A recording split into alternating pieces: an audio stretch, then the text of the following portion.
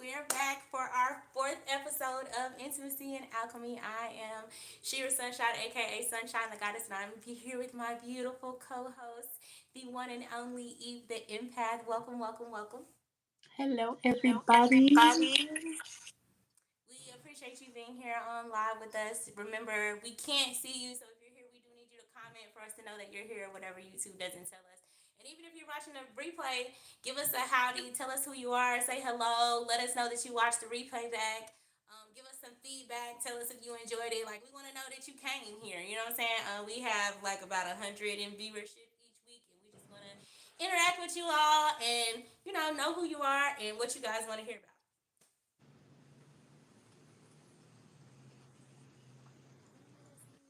We have We two have people two in. people in. How y'all How y'all doing? doing?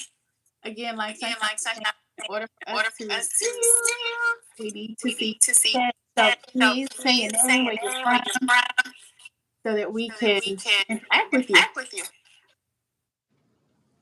Is it giving Is it feedback giving to you? feedback to you? A little bit, but not a lot. I wonder what I that wonder is what that is from. from.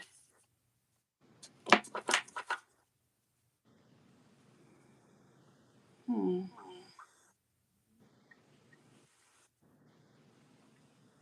Did you end up joining from your phone or your computer or what? Yeah, Yeah, I'm on my I'm phone, on my phone, but I can hear but the I can hear the feedback. feedback.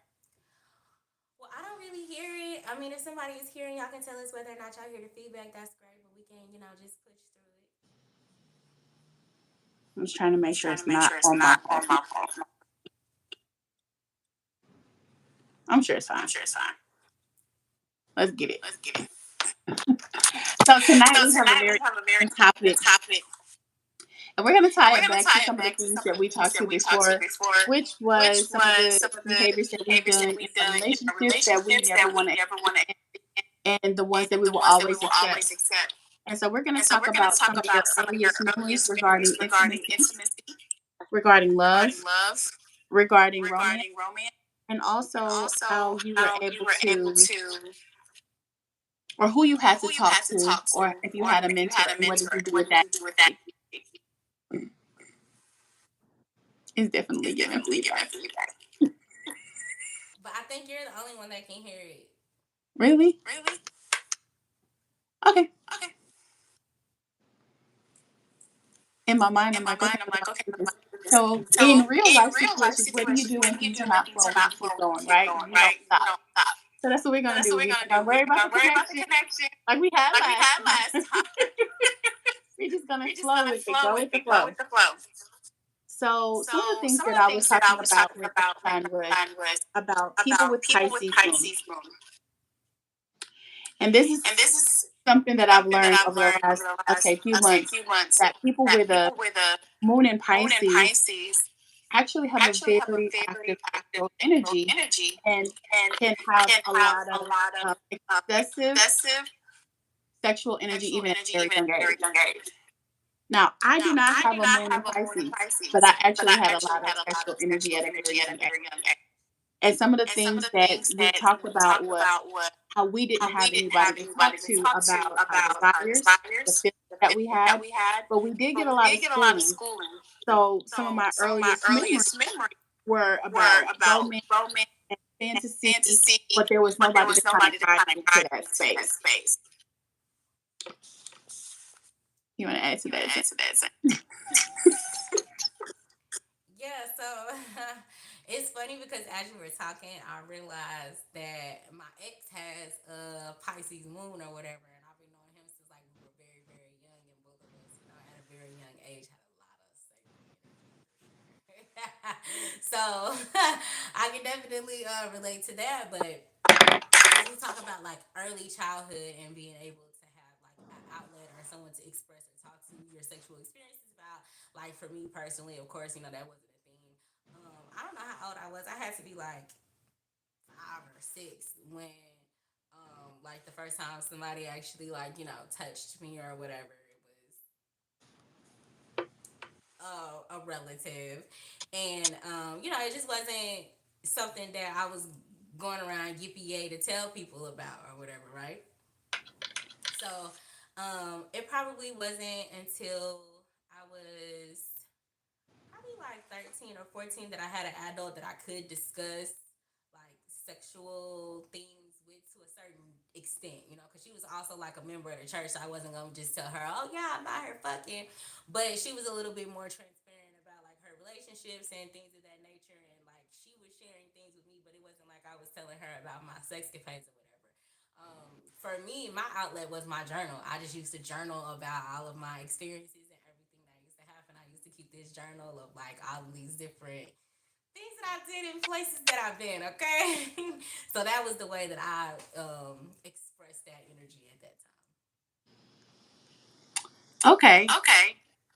So when I So was when I younger, I was would younger, say I can remember having experiences with like cousins or whatever.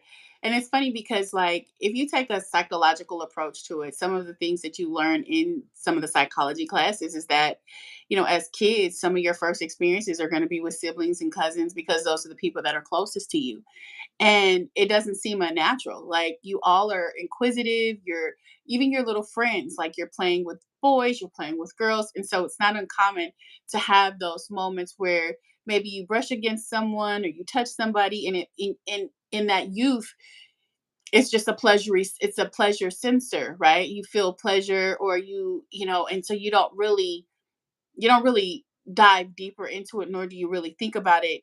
And most of the time, you don't talk about it because even as kids, we kind of innately have this thing of hiding our behavior.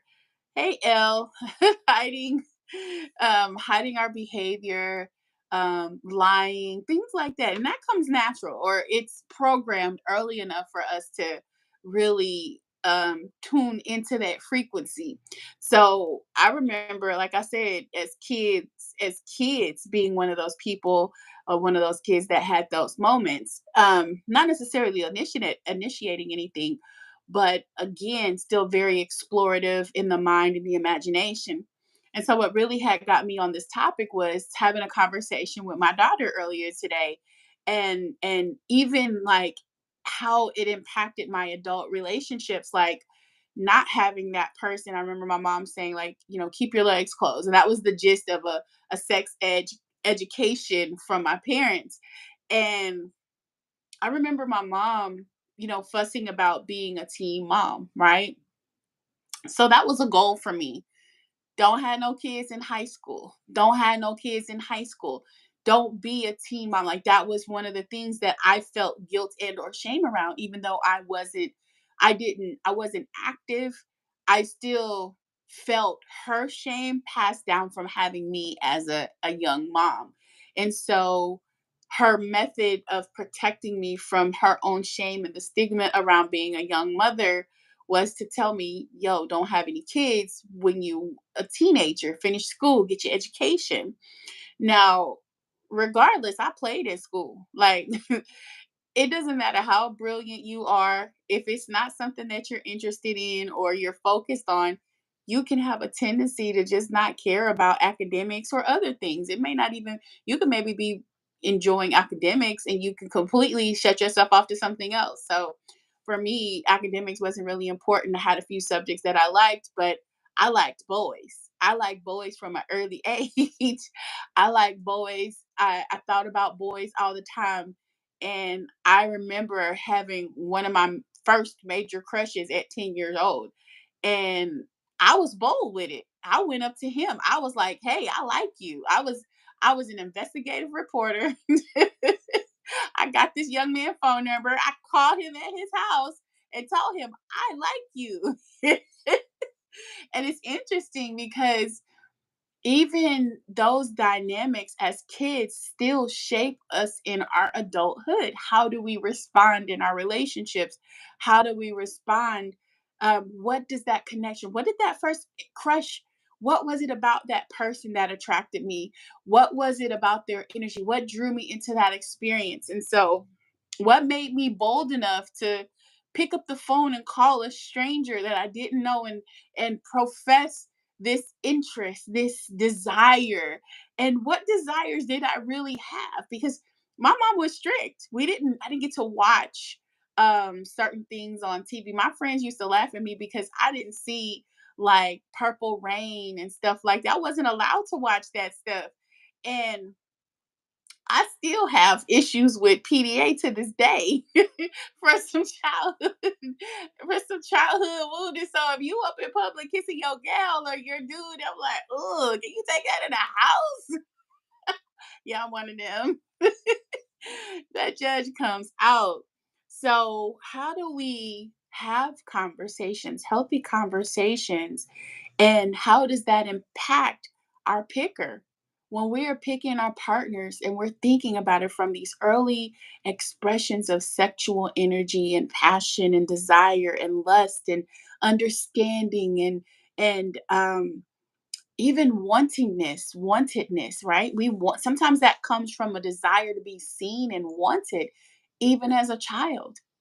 Like we don't necessarily know, but we find something that someone's interested in, and then maybe it's sending a picture, or maybe it's having a moment, and before you know it, you're exposed, and you're out here swimming, and you don't even know what pool you're swimming in. What are your thoughts? I saw you taking some notes.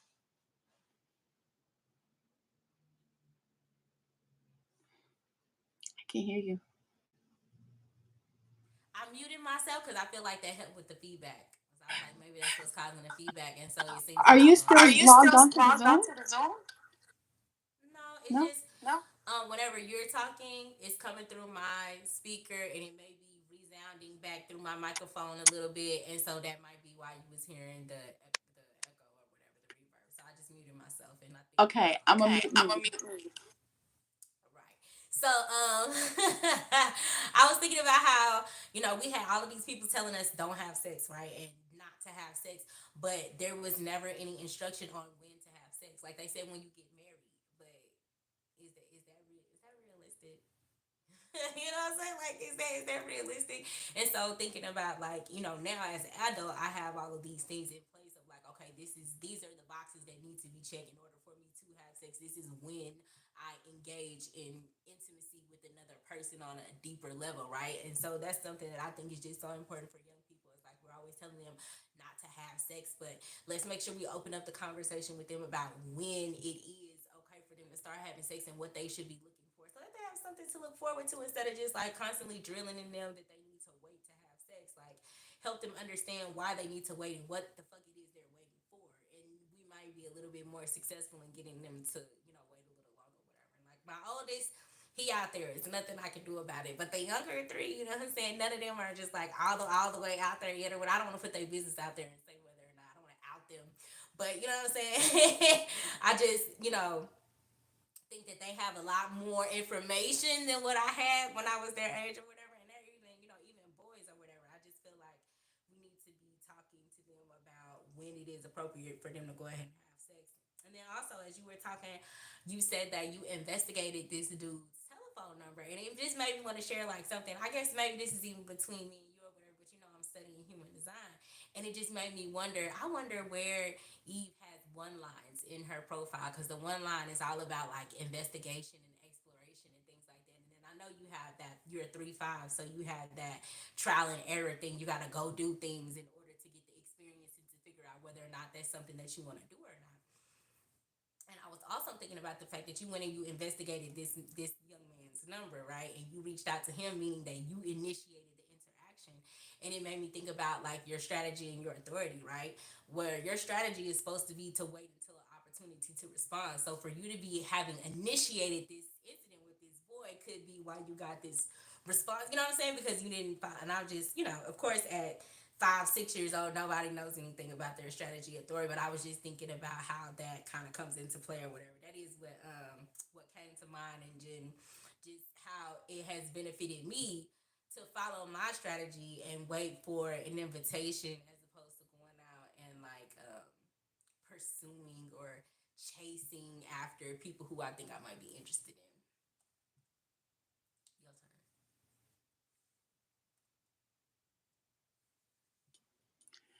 I really like that because I've noticed that in the connections where people chased me, if you will, or approached me, um, over time, it gives me, like you said, that time to investigate, to really get to know.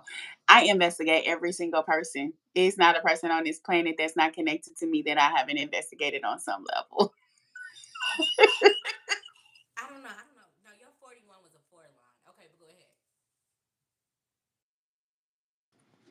And the level of investigation, I have a friend that I've known for years, and she was like, you should have opened up an agency, a detective agency, the amount of information you're able to find on people. And it reminds me of Charmed. Remember, I don't know if you used to watch Charmed, but I used to love with Shannon Doherty and um, what's her name? Phoebe. I can't remember her real name. Alyssa Milano. And I don't remember the last girl, but I really enjoyed them. They used to do this thing called scrying when they were looking for a specific energy, deity, demon, whatever you want to call it. They would scry to get that energy, right? And so I have a level of intuition that can help me hone in on certain aspects. So geographically, where a person might be, energetically, who they might be connected to, pictures. I don't know. It's a gift. I'm gonna just tell you that.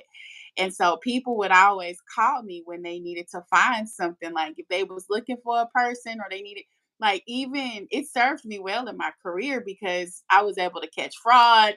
I'd be like, something's not right. And I just be like checking stuff. And like, even this guy who tried to rip me off, which he did end up stealing some money from me, he, before he can even get back to my house, I had already pulled up his address and all his former addresses. And my partner at the time was like, "We rolling out, we rolling out." So you're right, that investigative energy is in me. And so, um, like, even people like I said, even people I'm connected to, I want to know about them. And it's not like, now I know how to get it internally. Like, I don't have to search the internet or, yellow pages back in the day. I can get it internally. Like, once I have a connection with a person, I can pretty much tune into that connection and find out information. And it's really kind of cool. But as a kid, and maybe this is how I learned, because when I was younger, I was so inquisitive about so many things. And like, especially sexual energy, and like, even listening to the music. Like, I used to listen to a lot of romantic music, and I would lay in the dark. Like, I would lay down and close my eyes and just absorb the music, and I would just ride the wave, literally. And I could feel what that artist was conveying as if it were me. And I could hear the notes, and I could, like, the expression, and like, it was so deep. And but the thing about it is, and it, like I said, I lived in that fantasy world, and it's probably why I'm so inquisitive, because my mind, I think I have a very strong center, and my Neptune is very strong.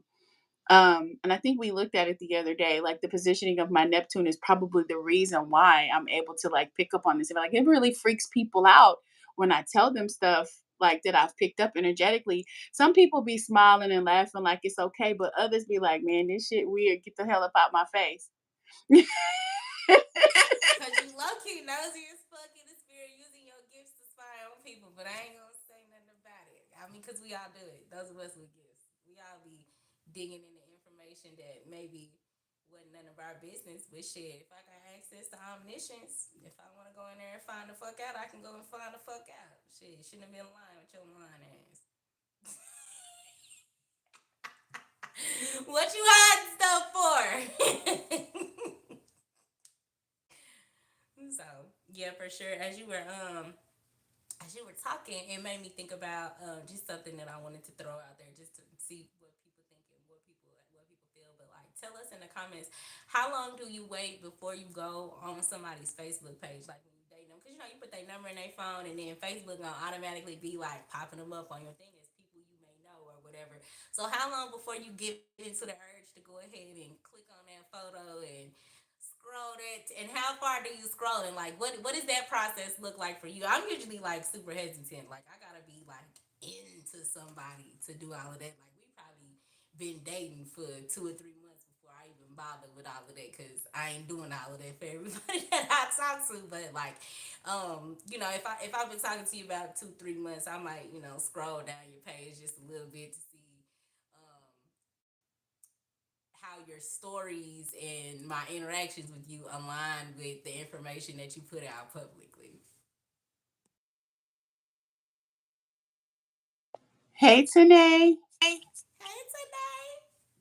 So for me, if I have a mutual attraction to you, I'm looking. Um, I usually only look if my intuition is like, hey, go check it out. Or if I want to know a little bit more. So I can like a person for a while before I really like go check them out. But once I check them out, usually it's kind of heading towards that. I might like them a little bit more than I've said. Now, sometimes I just be nosy, like I just want to know. And I may not like them that much, but if it's someone I like, yeah, I'm looking. And yeah, we just gonna leave that right there. I look at their posts because that tells me a lot. People say a lot of things like, "Oh, I post things that other people are going through," but energetically you're connected to them, so on some level that's in your frequency. I didn't always understand that, but you can save the shit, you know what I mean? So, um I want to know what I'm dealing with, right? Um like if you have a certain genre of music that you listen to, like if you listen to really toxic music, it might be a hard hell no for me because subconsciously, yes. When I say like really toxic music, I mean stuff like, I know I was just listening to some toxic ass music, but but my version of toxic music is that runner chaser kind of stuff. Like if you listen to, what's that name? I can't think of this man's name, but his music is so toxic. And when these dudes listening to him, to me, that's the equivalent of listening to that Samuels guy who tried to berate women and put them down because, you know, we're better than Better than average. average. So Yeah. I gotta, I can't just let you make it right here because you're like, oh, if they listen to toxic music, I can't fuck with them. But then you just said you listen to toxic music yourself. That is not the relationship dynamic that you truly desire. So it's like a little, it's giving, I don't know. Well, Well, let I'm my norm isn't those, so like right now there's an energy that I'm connected to, but it's also part of a vibration that I was in and I'm channeling through that. So I'm enjoying that music while I channel through it. But once I finish channeling through it, I won't listen to it. So it's a lot of stuff that I have cut out of my whole, like I have a whole playlist of favorite songs that I do not even listen to.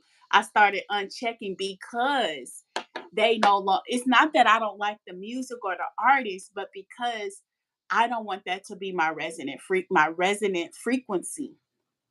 So I gotta tell you this guy because then you will understand what I mean by this toxic. It's levels to this shit.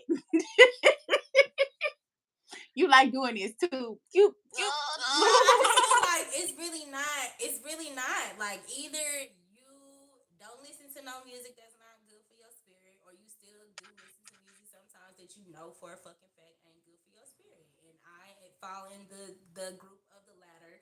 Sometimes I turn on that Jasmine Sullivan any fucking way because I really love those songs. I really love the way those songs. It really feels. I really love the way it feels when I'm singing them toxic ass songs. Like sometimes I really just have some bitterness that's the way that I want to express it. And so, but for me personally, like I would never not fuck with somebody because of the music that they listen to. Like for mm, I me would like to say personally, that I because wouldn't be that person. you never know what a I'm cutting out. Oh no, it might be because even I'm muted, but you just never know what a person is experiencing. Let us know if it's better when one of us is muted and the other one is not, and we can try to keep that up or whatever. Tonight, thank you so much. But you just never know what a person's intention is for listening to music. So I like. Um, I'm trying to find a nice way to say I like trap niggas, but I like men who come from backgrounds where trap music is the predominant soundtrack of the lifestyle. And so, even though that person may not be living that lifestyle anymore, that's the music that they grew up on. And every now and then they get in a space to listen to that music, and they may even be using that music to transmute the energy that they still dealing with from that lifestyle, because you don't just stop living that life and then all of the stuff that go with it go away. You still got stuff that you got to work through, and you things you have to evolve through and grow through and change about yourself until those things are detoxified. And sometimes that music can be a catalyst for doing just that. So I don't know if I would cut anybody out just because of the music that they listen to, because you know music does whatever the intention is that you set for it when you go into it. Now I will say that it can become a clash when it comes to like media. So like me, if you're gonna cut the news on every morning and you're not gonna do it in a way where I don't have to hear that shit, it's not gonna work for me because I'm not listening to the motherfucking news every day. You're not gonna put that in my spirit. That's not, you know what I'm saying? Because I don't put that in my spirit, and I'm not gonna let somebody else put that energy in my spirit. But if he's the type of person that like that, get you some headphones, go in the other room, put that shit on in the living room, like whatever you need to do. But it's just like, so when it comes to things like that, I am like super particular. Don't forget you're muted. Okay, sorry. So you say like when it comes to like music and things like that, you don't you don't necessarily cut a person off, right? But it's still a vibration, it's still a frequency, and I understand like that person resonates with that. They resonate with hearing, all of the crime and whatever they're watching, even if it's sports, right? The media can be very jaded in how they present information, right? But I understand there's no difference when it comes to music. And I'm not saying that it's the only thing that makes me cut a person off. Like it's usually other things too.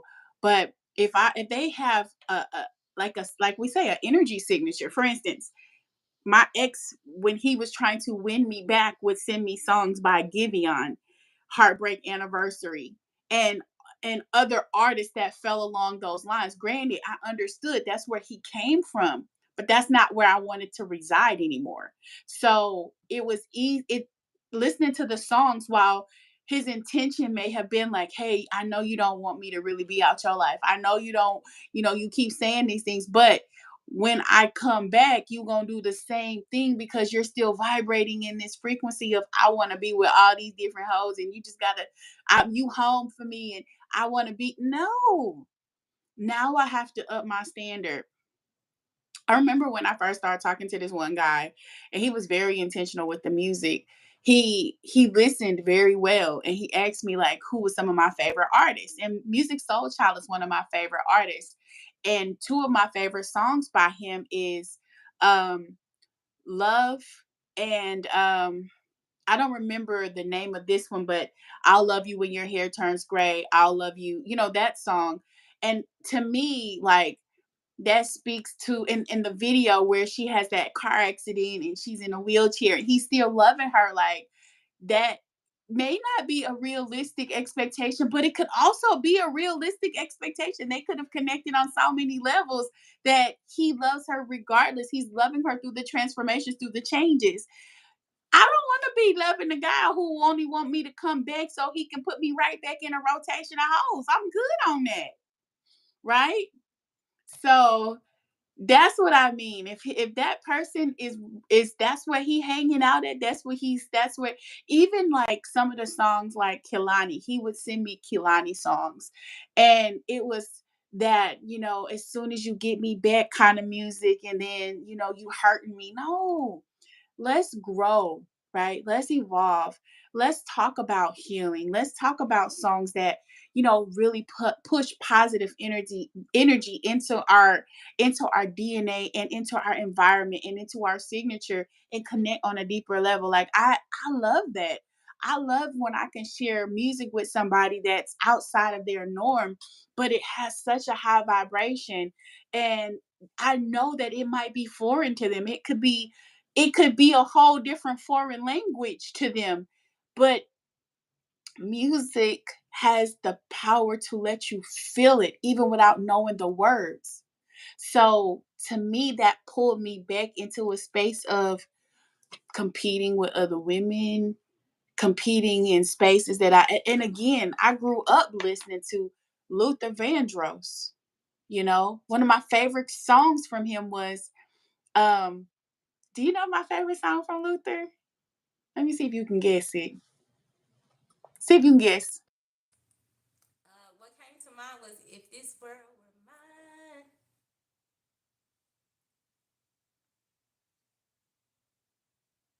Okay, I'll take your top three. You muted, but I'll take top three. What's your favorite? I Who Have Nothing. You don't know that one? I want you to listen to it. Go on, sing. I see Tanae had put in the comments never too much. I said never too much, never too much, never too much. I love that one. That's one of my favorites.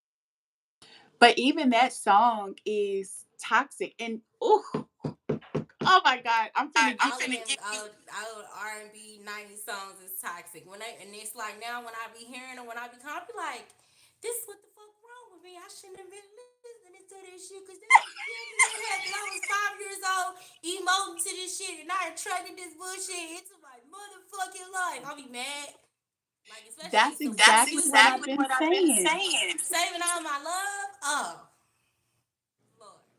Talking about program the experience, but I still listen to that song. I still sing it too. I got a video of me singing it on my YouTube channel.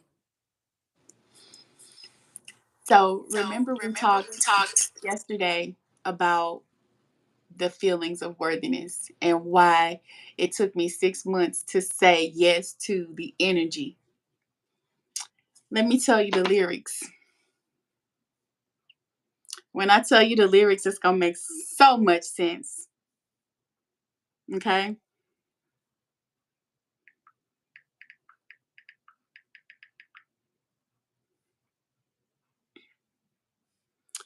I can't play it because I'm not trying to get us. While you finding it, when you was talking about that video to that Music Soul Child song or whatever, like, which the song is cute. You know, I love you when your hair turns gray, girl. I still love you when you gain a little weight, girl. I love the song. Don't get me wrong, but that video is very much like giving damsel in distress energy. So when you start talking about it, that's immediately what came to me. I was like, okay, it's giving damsel. I didn't get damsel. I got, for better or worse. I got those traditional, and I grew up church, right? I grew up where that was my program, right? Sickness and health, richer or poor, to death do us part, right? And whoever wrote that shit, they need to be stoned. Well, I mean, it was an ego death that made me part from my mind, so I don't know. But you found the lyrics. You're gonna have to unmute. Okay, so it's I who have nothing, I who have no one, adore you and want you so. I'm just a no one with nothing to give you, but and I'm like, okay, let me finish getting the rest of it because it's in pieces. But you picking up what I'm putting down, right? Is this person who has this wealthy life, abundant life, and someone who doesn't have they don't match that frequency. And they see them and they instantly want them, or they maybe didn't instantly want them, but there was some sort of attraction. But that feeling of unworthiness said, I can't have you because guess what? She said, it's a duet with Luther and Martha Washburn or Martha Wash.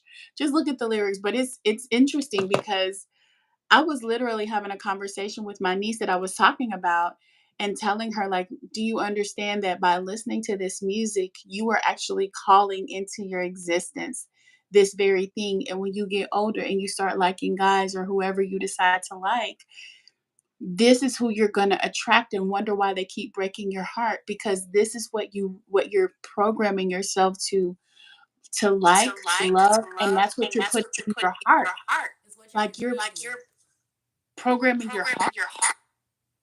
Yeah, it's what you're agreeing with. It just made me think about when we on Thursday in the Four Agreements class, there was that conversation about being able to accept that everything that we experience in this experience, we agreed to be contracted to come here to have these experiences. And it's like, so hard sometimes when people are in a victim mentality to give that information to them and deal with the response that they give to you or whatever from that space of victimhood. It's just like, yeah, all of that. And on a soul level, you did sign up for this. So you may not be aware of it and you may not be able to come to that level of consciousness and comprehension and forgiveness and whatever else comes along with that. But from my perspective and what I believe, like this is what serves me, and this is kind of where I'm at as far as knowing that I contracted and understanding what it means to agree to something. Because if you listening to a song and you singing with it, you emoting, you putting your energy into that song, that's what you give it out to the earth, and the earth gonna give that back to you. You know what I'm saying? Because that's how that it is set up or whatever. And it's like when you was talking about your parents being strict and you not being able to watch stuff and people making fun of you or whatever. When I was a really young girl, like from certain ages, my parents became like when I turned 7, just became very religious. All of a sudden, now that I'm 7 years old, we're super religious, right? Which I think is so ironic, knowing what I know now about theta, because those first 7 years, y'all wasn't doing all of this Jesus, Jesus, holy hopper, go to church every day shit. And that's the time that my subconscious was being programmed by those experiences, right? And then now we're in this super religious environment, and I'm having to basically go against my nature in order to conform to this new environment that I'm put in, and all of these weird ass rules and shit that don't make sense.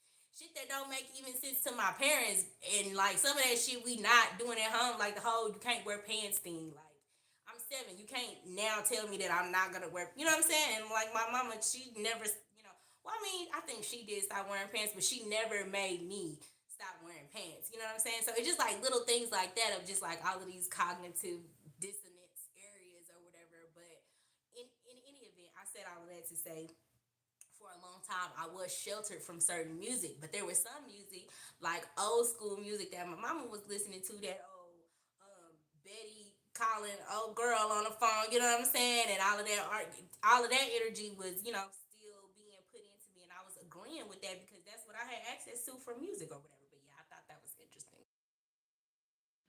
I think it's very interesting that you brought up the perspective that at 7 years old there was a shift. But thinking about it from a Saturn perspective, Saturn is a main factor in every 7 years. We tend to learn more or a new lesson in Saturn because of the four rings. Four cycles make up that 28 years of the first 28 years of our life.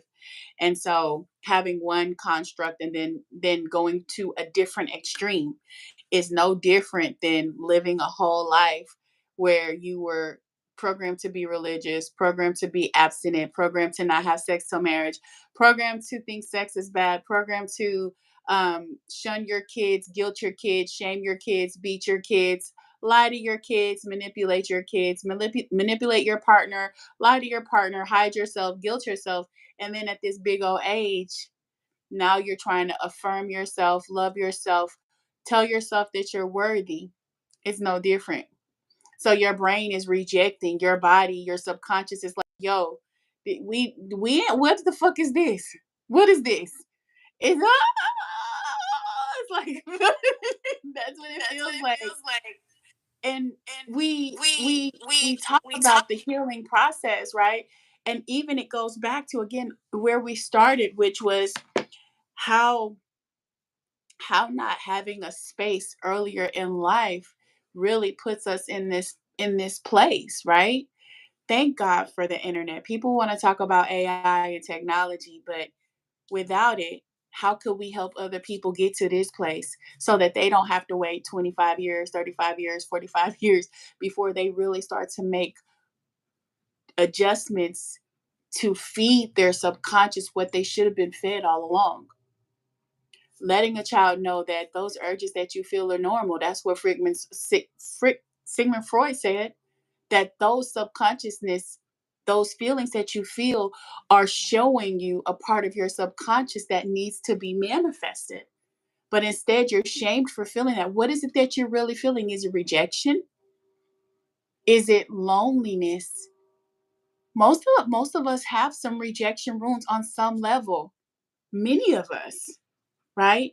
And they manifest, they play out right in front of us as we age every time. We feel it in school, elementary school, we get our rejections. Kids start separating and clicking up, right?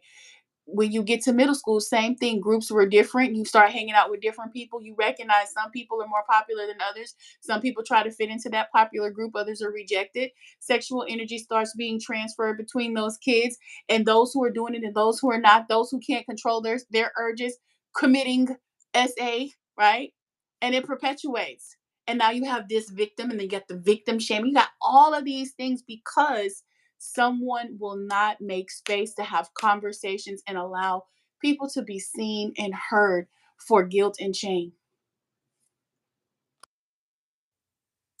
And when you were talking about how we'll be in a situation you're trying to like make a healthier situation, but because your brain has been programmed with all of this bullshit, it can be sometimes difficult to create what it is that you actually desire. And it made me think about an experience that I had and something that I wanted to talk about today.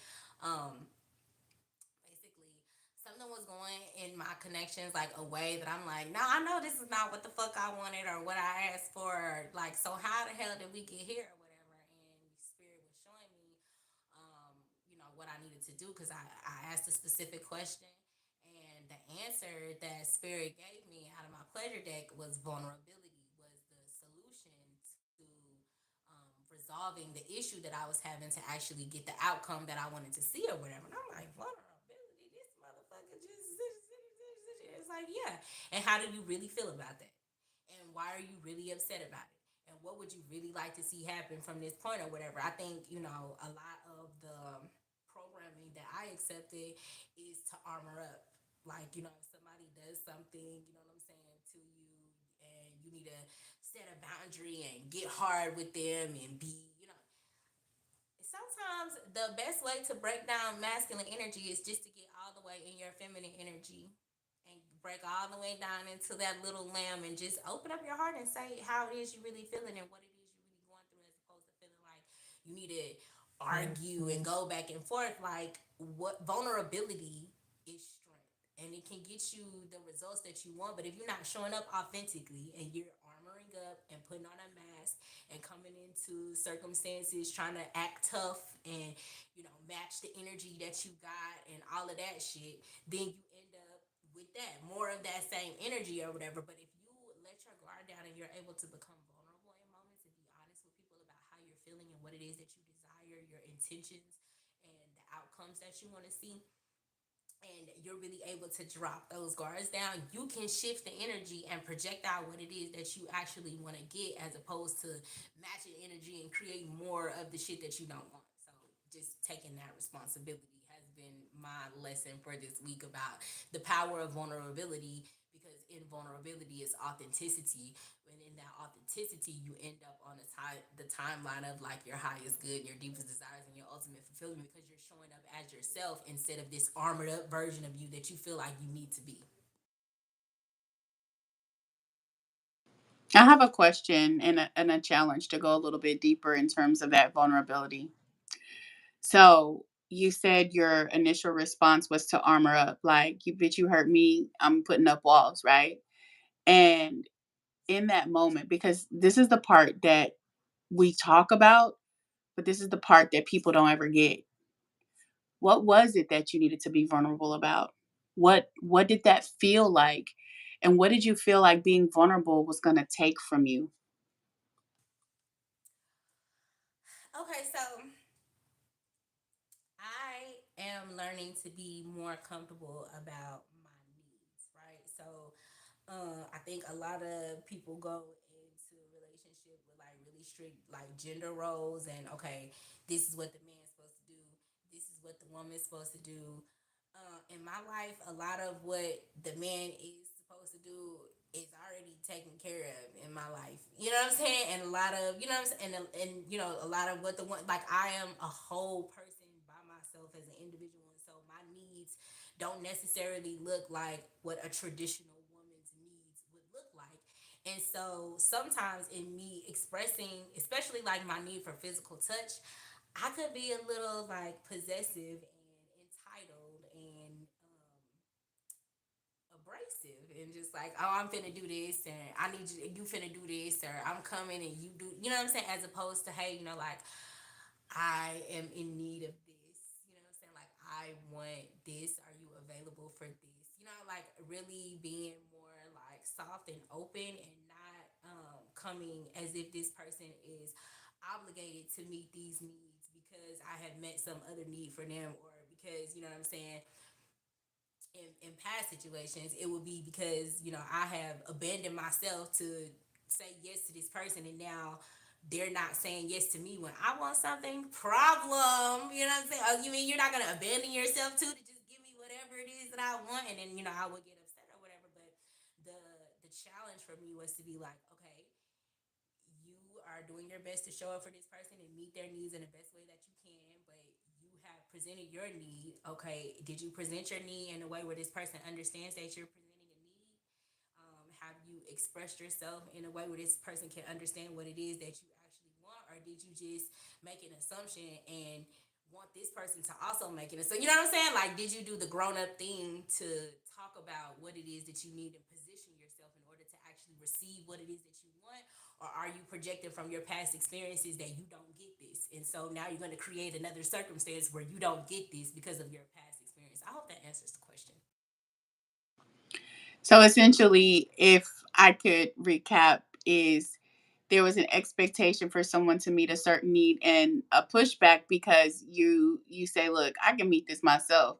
Either you're gonna step up to the plate or you're not.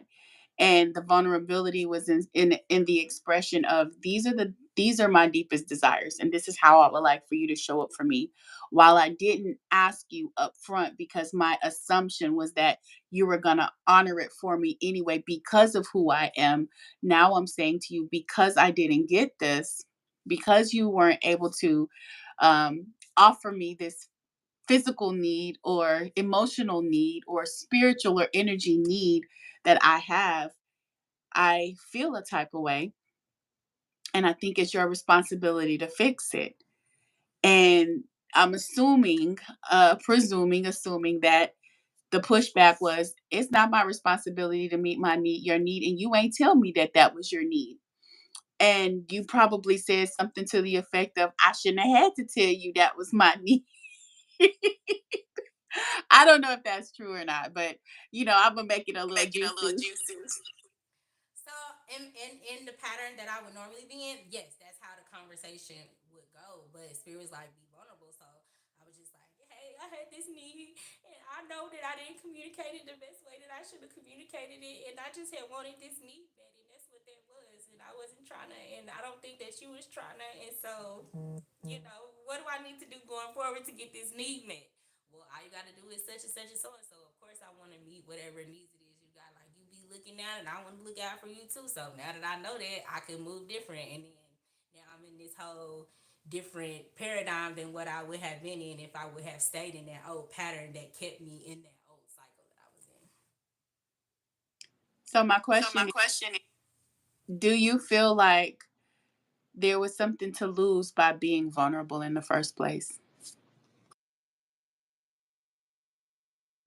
okay, so yeah, I mean, I definitely, you know, in those moments, I feel like um, there's a part of me that believed that showing a weakness or a need or some deficit in me was going to make me unsafe, right? Because now this person knows that I'm not perfect because that's my aim, right? In relationships, in anything, I just present myself as this perfectly functional person that doesn't need anything from anybody, that is a fairy, and I meet all of everybody's needs.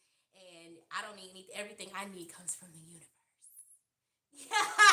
So, you know, if I have to tell somebody, oh, well, actually, I don't get everything that I need on spot and I do actually need other people, and there are, areas in my life where I do actually, want somebody to come in and take care of me in this or that way, then now you know my vulnerability, right? And if you don't have good intentions, you can use that against me at some point. And so I think that's the fear, right? Of like, well, if I expose myself that I have this need, then now I'm not perfect. And not only am I not perfect, like there's this area of vulnerability where, I have a need that needs to be met. And if you have the wrong intentions, you may be able to exploit that. And so this version of me is like, baby, nobody could ever exploit any of the things that we need, because whether or not they meet the need or not, the need is going to be met. I'm not in a lack mindset that says, oh, only this person can meet this need, so I need to conform and do whatever this person wants me to do in order to have this need met. No, I understand that I can express this need to this person if they're willing to meet the need. Great, but if not, that's fine as well. Then I can get that need met elsewhere because the universe is abundant. So that fear of lack. So in our studies, which we'll get to later on um, in the year, in the Mastery of Love, there's the magical kitchen, and there's a person who has everything that they need in their kitchen, right? And they can make any meal that they want. They're good at it, and they share their food, which is it's just their love and their spirit with other people. And then one day, someone knocks at the door, and they're like, "Hey, I got this pizza," and he was like, "You can have all the pizza you want. I will bring you pizza every day, but all you have to do is do everything that I've asked." And the person at the door was like, why would I take that deal? I can make whatever I want, right? And I'm ad-libbing, but I can make roast beef, I can make meatloaf, I can make chicken, I can make vegetables, I can have whatever I want. I don't have to settle for pizza every day. And then it goes on to say, well, then what happens if you don't have everything that you need in that kitchen, right? What if you don't have any food? And as a matter of fact, it's been food. And here comes this person with an offer of food. And they say, but all you have to do is just do everything that I've asked you to do. And at first, it seems like a really good idea. Oh, sure, I can do the things that you asked me to do because you're providing me something that I need. But at what point am I going to lose myself when I can't meet that need in return? When you ask me to do something that I just don't want to do or that I can't do, are you going to withhold food from me? Are you going to withhold this pizza? And so it's really giving to the effect that you really do have everything you need inside of you. And the only thing, I mean, it sounds kind of stupid in a sense that, oh, the only thing I need is love. No, I need a shelter. I need clothing. I need food, right? But these are also things that I could provide for myself, right? I may not like the way I have to provide. Some people work at McDonald's to provide those things for themselves, right? But they do it, and I'm sure they would much rather work in a place or in an environment, if they had to work, if they had to choose to go to work every day, to work in a place where they could have overflow every single month. But they are also content with the fact that they don't have to depend on someone else to take care of that need. Now, when we think about physical intimacy, that changes it a little bit, right? Because how can I provide intercourse with myself? I can't procreate by myself. Well, technically, technology helps us with that. See? But, we get into this mindset that if I don't get this now, then I'm never going to get it, and that actually ties us back to a couple of weeks ago when we were talking about that, the polychromatic timeline, and how we inherently develop that linear timeline, which pushes us in a rush. You got to go to school, you got to work 8 hours, you got to commute for 2 hours, you got to come home and cook, you're on a time clock to have a baby, to get married. And all of this perpetuates this unsustainable need for more time to get things that we feel like we need done, right? That's the way we were able to be exploited with mortgages. We want a house now. And because we want it now, we're willing to pay 6% for 30 years, which ends up being two or three times the amount of the house itself. but we say it's worth it because the payment looks affordable, right? Oh, we'll wrap it up in a nice, pretty package, and it's only going to cost you a whopping $1,600 a month to live in this house that we say costs 300,000. But this is the kicker: you will never own it, baby, because you're going to pay taxes and insurance year over year. Oh, and don't forget the homeowners insurance. That's the same thing as the magical pizza, right? As long as I own you. And anytime I get ready to change the terms, what happens now? So then what happens when I start being sustainable? What are the things that I need to really give myself, and what does that look like? And how do I build a community? How do I learn how to teach these children, right? If we had this mindset 10 years ago, 20 years ago, think about all of the people on this collective planet. Think about the vibration of this planet as a whole. Granted, everything has a purpose and a time, and there were some things that needed to play out. We chose to incarnate in that specific time frame, but now we have an opportunity to really grow and evolve and change the trajectory for everyone in our bloodline going forward and going backwards. So, for those who have any experiences, please drop them in the chat. Anything that you want to add to the conversation, because me and Sunshine been chatting it up over here. We want to hear from you. We want to hear from you.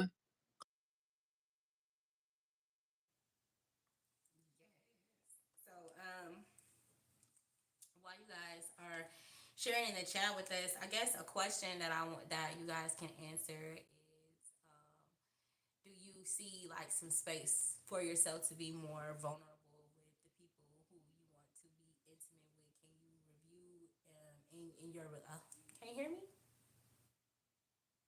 You can't hear me, or you can't hear me? Come closer.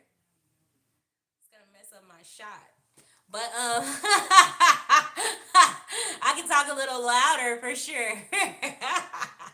But asking yourself like, do you have space to be more vulnerable in your intimate relationships? Can you look back over the past at times where you became defensive when maybe had you just been honest about what it is that you needed in that moment or how you were feeling, you could have created a different outcome for yourself instead of matching that person's energy and going back and forth and arguing and being tough and hard, and when you never really felt that way, when what you were really feeling was hurt and abandoned or afraid, and like how things could shift for you if you start to communicate in that way.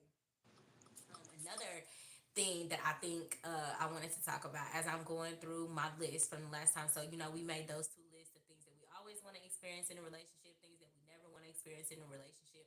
We burnt the list of things that we never want to experience. And now, with the things that we always want to experience, we're going through those lists and we're making sure that we're a vibrational match for the experience that we say that we want or whatever, right? So, I'm going through my list and really just evaluating myself, right? Because there's an aspect of, okay, well, if I say I'm not a match for something on some level, that probably means that I don't believe I'm worthy of it, right? And so dealing with, okay, well, why am I not a match for this? Why is this not something that I'm already providing to myself, that I already feel worthy of, and that already exists in my experience? And why am I looking for someone else to bring this into my experience, and like really like dealing with myself on that level or whatever? And another thing that Spirit is challenging me to do is to look at a specific way that these intimate connections that I have and these always statements that I say I want to have in my connections, how does that benefit the collective? Like if I were to have this experience that I wrote down that I want to have, who does that help? How do people benefit from that? And like really being intentional and making sure that I'm able to tie back anything that I'm manifesting, anything that I'm creating in my life to something that really does benefit the greater good and that impacts us all as a collective. Because there's just greater manifesting power in that, right? If I'm like, hey, universe, I need this because me and all my homegirls gonna benefit from this, then I'm more likely to get it. Like if I go to daddy and be like, daddy, me and all my sisters, I can get more money from me and all my sisters than I can for just myself. So just thinking of it in that way, right? Of like, how can the intimate connections that I build be a benefit to the entire collective? And how does me having these things that I always want, really benefit us all if I were to have these things? And I think that's helping me a lot with like the worthiness and feeling like, okay, I should have this, right? Because so many people are gonna benefit from anything that I create that's beautiful and wonderful in my life pleasurable in my life because I'm gonna get on here and I'm gonna sell this pleasure to you. You know what I'm saying? So just that's another thing that I have been thinking of, and nobody put anything in the chat, Eve. So if you're watching this back on the replay or if you're here with us now, like just really think about those questions. If you can, drop a comment, let us know like if that tip about vulnerability is something that you can see that you can apply in your life or something that you know you need to think on a little bit or just how you feel about that call to become more vulnerable. I like what you said about the vulnerability, and I would like to add to it because there is a level where we have to also be honest with ourselves, right? So I can give vulnerability, and there could be the possibility that what I'm entertaining is not going to respond in the way that I need. They cannot meet that need. And I have to be okay with that. And that's where I think that sometimes that's also where we get in our feelings and we put up that wall because we rather stay where we are and pretend or lie to ourselves because what we do is say that person lied to us. But the truth of the matter is when we were met with that energy, when we were met with that experience or that expectation or that need or that desire, and they couldn't meet that need, we didn't give them permission and we didn't give ourselves grace. We didn't give them permission to say, I understand and make a different decision. And we didn't give ourselves grace for not either vetting, right? Vetting them properly, doing the due diligence, our investigative work, or accepting that there was still some areas within us that we needed to address to not have engaged in something because sometimes we try to put people in places that they don't belong, right? This is somebody that could have really been a good friend and you could have really learned valuable lessons with them from the space of friendship without physical intercourse or intimacy, without exchanging certain levels of intimacy. About you can have some smaller levels of intimacy, but maybe they shouldn't have had as much access, right? And think about it from a hierarchy standpoint. Thinking about it from a standpoint of hierarchy. When we look at how a company or company structures are, there's always going to be those workers that don't have access to certain information, but their supervisor has a level of information and they share as needed. And as they go up the They go rank, up the rank. they They not the not the tag. tag. As they go As they up go the up the ranks, ranks, there's much there's more much more separation in that separation in that access. access. So So the this the regular employees regular are employees not are not going to going be to be knocking on the knocking door of on the the door of the CEO saying, CEO saying, you know what we "You know did what we last did week last on this week on live? this live? We was We doing was this, doing we was this, doing we that." was They doing don't that." have They don't that have level of that level of access. access. So when So we when are we are honest with honest ourselves with about ourselves how much about how much access we access gave, we gave, then then we can we make can make adjustments in the adjustments in reasons the why. reasons why. Like for Like for instance, instance, the hardest the part hardest part about being about in being the in space right space now is right now is I know I I'm ready know for I'm a partner, but I'm not willing to just choose anybody to fill a space. I'm not willing to just let somebody get in this space just to have a body in my bed or have comfort or to have, that intimate connection or that affection that I desire. Those things matter to me. They really do. They're important to me. But what comes with it also means that this person has to have a level of responsibility. So am I being a good steward with what I was given? Am I just giving these goods? Because as a healer, as a leader, as someone that's actually doing the work, you don't want to just you don't want to cast your pearls before swine. And sometimes we give our pearls not because these people are awful or someone is awful, but because we didn't have the patience or we didn't believe that providing from our own kitchen was sufficient. So we went ahead and exchanged everything in our kitchen for a pizza. So that's something I really I wanted to add. really wanted to You don't you don't feel feel like you're like you're stuck stuck when you need when to you need to separate from separate from. energy that just doesn't align with you. I think something that goes hand in hand with what you were saying that kept coming to me as you were speaking is the ability to set reasonable expectations, right? And how vulnerability helps us with that because a lot of the times we don't want to be vulnerable because we know that this motherfucker couldn't provide this need if we did express it. You know, and like being honest with ourselves about sometimes the reason that you don't want to ask is because you know that this person is not even capable of doing what it is that you say you want. And then you have to face the fact of why are you even entertaining somebody that's not capable of meeting the expectation that you have in a relationship. And why aren't you loving and accepting this person for who they are in this relationship? And why are you expecting something different from them than what they're truly capable of? You know what I'm saying? And like really get it down to the nitty gritty of that. And as far as like expectation setting, that's something that Spirit has been working with me as well. It's like, we do all of this work to get to this point where we can set boundaries and say, okay, these are my boundaries and this is what I require. But do you know how to look at a person and be able to tell whether or not this is a person who is capable of respecting said boundaries? Are you able to really look at another person and assess honestly whether or not this person can meet the expectations that you set for the people in your lives? And then if not, do you have the wherewithal to release this person or whatever it is that's within you that's attracting people who can't meet the expectations that you say you have?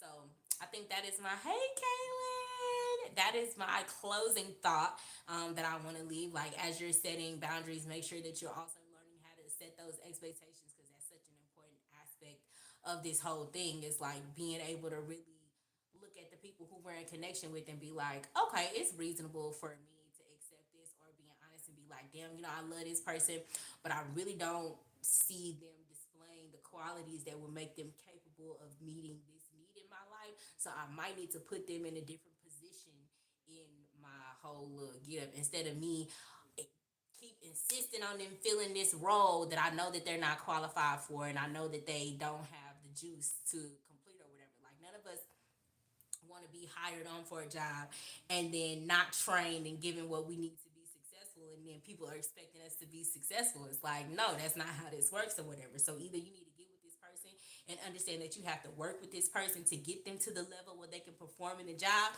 or you need to find something else for them to do and find somebody else to fill this role that you're so pressed about. So those are my closing thoughts, Eve. I don't know what you want to leave the people with. I think that was really good because I mean I had to take an honest look and it was really hard for me because I kept going back to the same person like, and even if I didn't physically go back energetically, I kept going back because there was some things about them like just because they can't meet a need doesn't mean that they're a bad person. And I think that's something that we have a tendency to do. We want to cast that, oh well they were bad, they were awful, they were this, they were that. No, they were that when you met them. And sometimes we feel like giving time will qualify a person later, right? And that's not necessarily true because spending that time and we feel like that suddenly um provides the substance to or validity to the thing or to that relationship. And it really doesn't, it really doesn't. You have to be honest, and that was hard for me. You know that. You were there. You were there. Because like how many times do we be like, I've been with you all of this time and I didn't wasted all of this time. Yeah, this person been this same person the whole time. The whole time. And you've been that same person. Now, I will say there are times when we do actually evolve into something else in the middle of something. But even when that happens, we have to be honest to say, like, hey, we had an organizational change where we've changed the vision of this organization, and we'd love you to stay aboard because we value what you bring. However, your new duties and responsibilities will be this. This is the new expectation. Are you willing to take on these new roles and responsibilities? If not, it's okay. We'll give you a severance package. A severance package, it's the equivalent of, I'm not going to bash you, I'm not going to disrespect you. I'm going to love you. I'm going to send you off in love, and I'm going to send you off whole. I'm going to send you off better. A severance package sends you off better than what you started. It doesn't degrade you. They don't take from you. They don't send you off on the streets and then deny your unemployment. No, they give you a package because they respect who you are and what you are, and they leave you in a better position. And when you're ready to apply for another role, they give you a good review. Though this was a good employee. We had a structural change. We had to downsize. We had to make some changes. And unfortunately, we couldn't keep this person. They're a great fit for your opportunity. Thank you so much. And you leave that person whole. And the thing is, if you can start practicing that with yourself first, that's something that I'm doing, practicing with myself. Okay, why do I feel like I am not a good fit for this role? Like it took me years to apply for promotions. It took me years to be able to see myself getting promoted. I've been in roles and angry because someone else was promoted when I was doing the work. That's the equivalent of being a wife to a person who has several girlfriends and no intention of marrying you. It's the same thing. And you want to be mad because you gave it for free. Ain't nobody asked you to do that. And if they ask you to do it, well how are you going to compensate me for that? And I use the employment in tandem with the relationship, because how you do one thing is how you do all things, even if you don't see it from that perspective. So my closing is, take the inventory of all your relationships. If you're an entrepreneur, how do you market yourself? If you're in corporation, how do you market yourself? And what do you accept? Do you negotiate? Do you set your expectations? Do you see yourself worthy of the role that you're applying for? Or do you interview the candidates thoroughly? Do you do the background check to make sure that they are up to the standard that you have set for your CEO? That's your heart. That's you. So that they can continue to run in that company the way it's supposed to. And if not, where can we make some adjustments? Okay. I love you guys. I love Sunshine. Sunshine. I love you too. Thank all of you for being here. Just super duper grateful for your energy, for your intention, for coming and vibing with us. The people who came on look like y'all been sitting on here with us the whole time. I just really appreciate the interaction and the love and just everything that y'all do to help inspire us to keep being inspired to come and inspire y'all and just like keep it going. The reciprocation train is rolling around this mug. So I'm super duper grateful, and we will see you next week. Well, in a couple weeks. You know how we do. All right. Love y'all. We can't hear you. Bow, bow, bow, bow. All right. Love y'all.